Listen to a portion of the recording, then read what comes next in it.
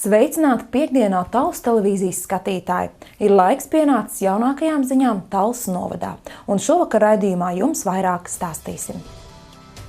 Skolotāji un skolēni gatavojas jaunajam mācību gadam. Mērsargā vietējie entuziasti atjauno kuģīti Kapri. Talsos notiek geto basketa turnīrs un tiek organizēts svētceļojums uz Poliju. Vēl tikai pāris dienas un novada ceļus un ielas pārpludinās mazi bērni ar gladiolām, kas ir garākas par viņiem pašiem. Tas nozīmē, ka klāt ir 1. septembris. Kāds tas būs, ir atkarīgs gan no skolēniem, gan skolotājiem, gan vecākiem.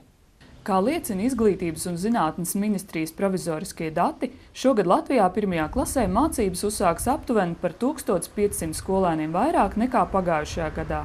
Mūsu pusē gan šis skaitlis ar katru gadu ievērojami sarūk. Talsu, Rojas un Dundagas novados mācības 1. klasē uzsāks pavisam 391 skolēns, un tas būs par 22 pirmklasniekiem mazāk nekā pērn.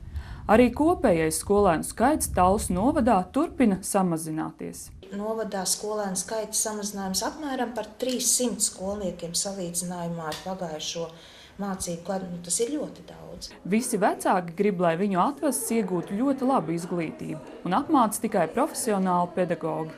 Vērojumi Latvijā liecina, ka aizvien mazāk skolu kā savu pirmo darba vietu izvēlas jaunie pedagogi. Ļoti daudz sabiedriski neatmaksātu darbu, ja?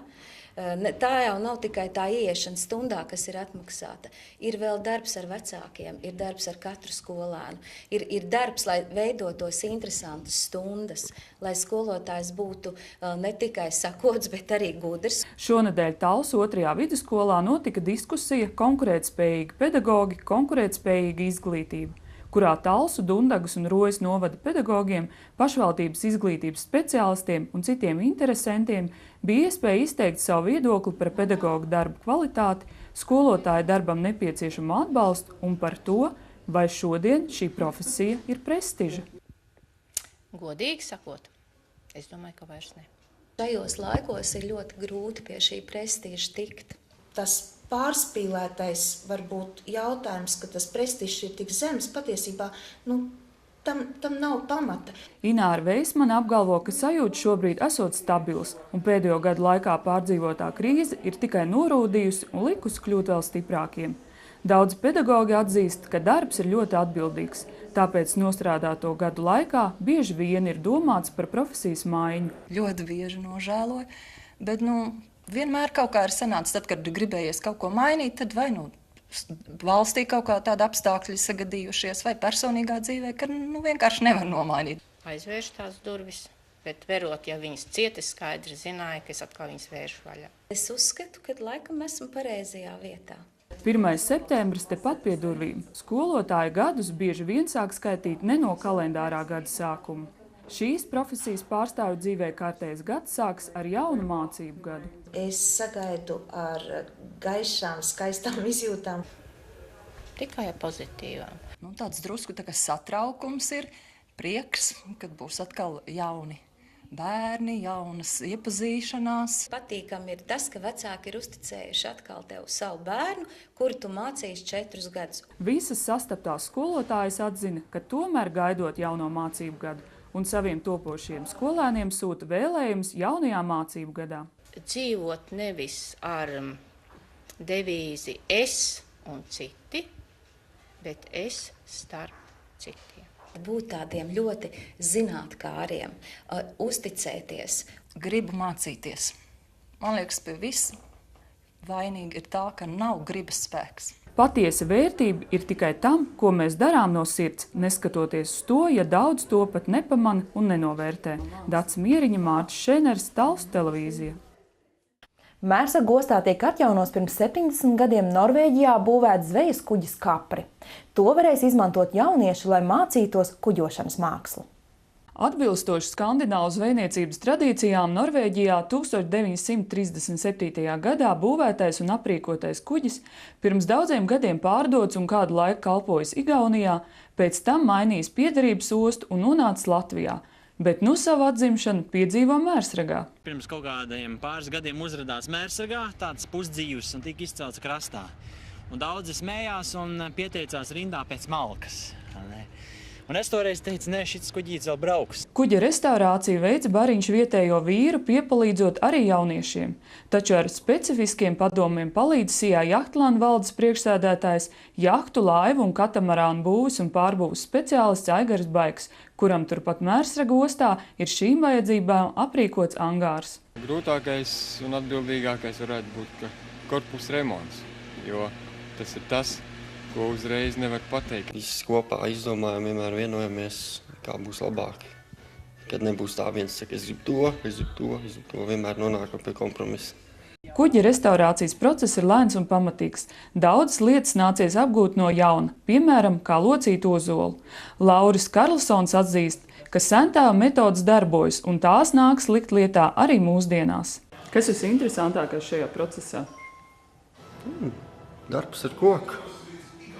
Pats par sevi ir forši. Tas galpunkts, ka tu uzstājies, ka tu redz, ka viss ir smuki un labi un viss ir apmierināti. Darba vēl pilnas rokas, jānomaina klājas, jāsaliek masti, tiek remontēts un atjaunots arī kuģa dzinējs, bet ļoti daudz jau ir paveikts. Viss kuģa korpus ir atjaunots, visa tur ir līdz 65% brangas, ja visas tās ribas, viss ir nomainīts un apmēram 60% arī viss apšūms ir uzlikts pilnīgi jauns. Te jau tagad saka, ka tilti, kas skatās, viņi saka, vismaz izskatās pēc kuģi. Vietējie entuziasti cer, ka kuģošana ar kapri varēs uzsākt jau nākamajā sezonā un ka tā uzdevums nebūs izpelnīt naudu, bet gan vietējo mērsradznieku sirdspriekam. Dace Mieriņa, Mārcis Šeners, Talsu televīzija. Arī Talsos atbalsta geto bērnus. Gribat zināt, kas tie tādi ir un kā viņus atbalsta, skatieties nākošo sižetu. Paralēli spēlēm tūris vietās ir iespēja ne tikai nodot savas sportošanas lietas, bet arī pašiem iemainīt nevajadzīgās mantas pret sev nepieciešamajām. Geto basket organizē turnīrus ielu basketbolā vairākās Latvijas pilsētās.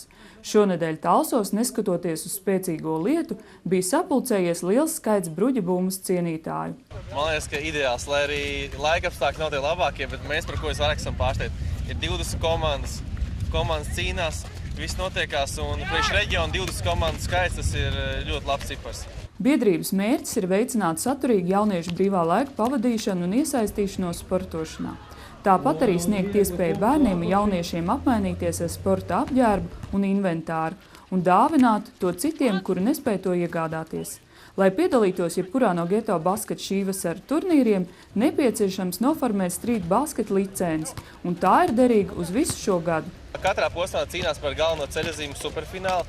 Superfināls ir paredzēts septembra beigās Rīgā, un superfināla uzvarētājs dodās ceļojumā uz Ņujorku, ko sponsorē Ants Biedriņš, uz Golden State Warriors NBA spēli. Geto basketa spēles notiek 3 grupās – zēniem, kuri dzimuši 95. gadā un jaunākiem, jauniešiem, kuri dzimuši 94. gadā un vecākiem, kā arī atsevišķa grupa meitenēm. Žēl tas, ka meiteņu komandas nav, mēs esam vienīgās, bet tā ir forši, lai arī laiks ir apmācies. Tas nozīmē, ka jums ir jāspēlē ar puišiem?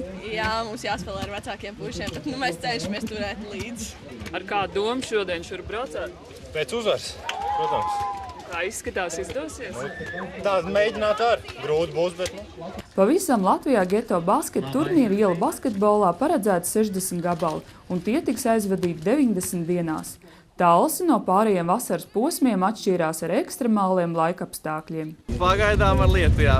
Tā kā šis ir vienīgais posms, mums pagaidām tā grūti spriest, ko izceļās. Bet es zinu, ka Talsos labas basketbola tradīcijas, tāpēc arī šeit posms tiek rīkots. Spēles uzvarētāji tika noskaidroti tikai vēlā vakara stundā. Kopumā līdz šim kustības laikā es atbalstu geto bērnus sporta inventāra un apģērba maiņas punktā savākti vairāk nekā 40 basketbola apavu pāri, 60 basketbola sporta apģērba komplekti, 30 šorti, 150 tēkrekli, kā arī vairāki ziemas sezonas apģērbi. Dace Mieriņa, Mārcis Šeners, Talsu televīzija. Nesen viena liela daļa mūsu draugu un paziņu ir atgriezušies no svētceļojuma Aglonā. Ir iespējams doties jaunā svētceļojumā. Kurzemes katoļu diecēze ir nodibinājusi biroju, kas organizē svētceļojumus. Šī iecere nodarbinājusi diecēzes bīskapu Vilhelmu Lapeli jau ilgāku laiku, un nu viņš ir gandarīts, ka šāds birojs ir tapis. Tā kā ikvienam cilvēkam ir nepieciešamība garīgi pilnveidoties, iedziļinoties savā ticībā un daloties ar citiem ticības brāļiem un māsām, tad svētceļojums ir sevišķi labvēlīgs laiks un veids, kā to izdarīt, jo visas ikdienas rūpes tiek atstātas, lai dotos uz īpašām un rūpīgi izraudzītām vietām. Svētceļojuma maršrutos plānots apmeklēt vienīgi katoliskās baznīcas apstiprinātās svētvietas, lai viss ceļojuma laiks tiktu piepildīts ar garīgu saturu. Tāpēc ir paredzēts, ka līdz dosies priesteri un klosteru māsas, lai gādātu par katehēzes iespējām un garīgo programmu ceļojuma laikā. Tāpat katru dienu ir plānots svinēt svēto misi, kā arī sniegt iespēju saņemt grēksūdzes sakramentu, garīgās pārdomas, ticības padziļināšanas uzrunas, kopīgas lūgšanas, diskusijas un individuālas sarunas pēc vajadzības. Garīgā aprūpe ir neatņemama svētceļojuma sastāvdaļa, tomēr arī par atpūtu tiks padomāts. Katoļu svētceļojuma birojas no 4. līdz 12. septembrim organizē svētceļojumu uz Poliju. Svētceļojumā var piedalīties jebkura kristietībai lojāla persona, neatkarīgi no savas pārliecības, konfesionālās un reliģiskās piederības. Paldies par uzmanību šovakar! Būs pirmdiena, būs jaunas ziņas un tiksimies atkal pēc dažām dienām. Tā.